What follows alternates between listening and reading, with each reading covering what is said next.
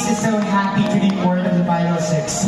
Walang mapagsidla na kayang saya at ligaya. Good evening, Kuya Kurt.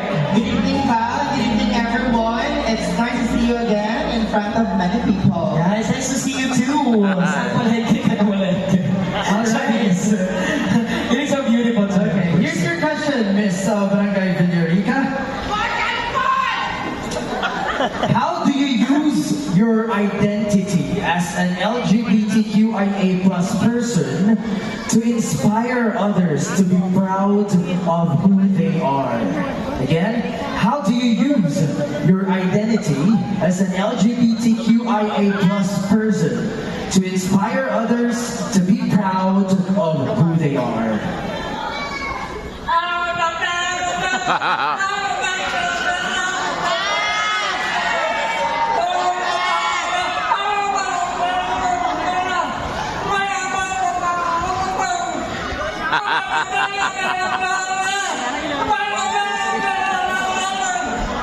Growing up as a young child in this very judgmental society, I faced immense challenges and struggles.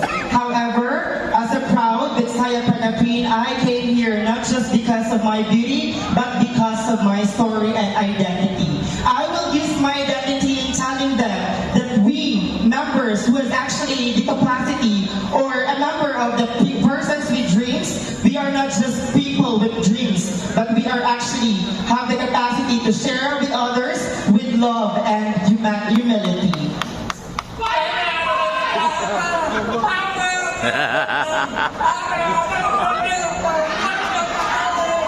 With that, ladies and gentlemen, by telling my story to each and everyone who are actually here tonight, I am inspiring you to actually to move forward because not every judgment, no one can ever hide my darkness.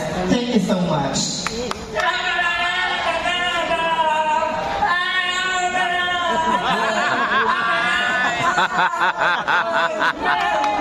Magsaya ba niya and shine, bigyan ka shine.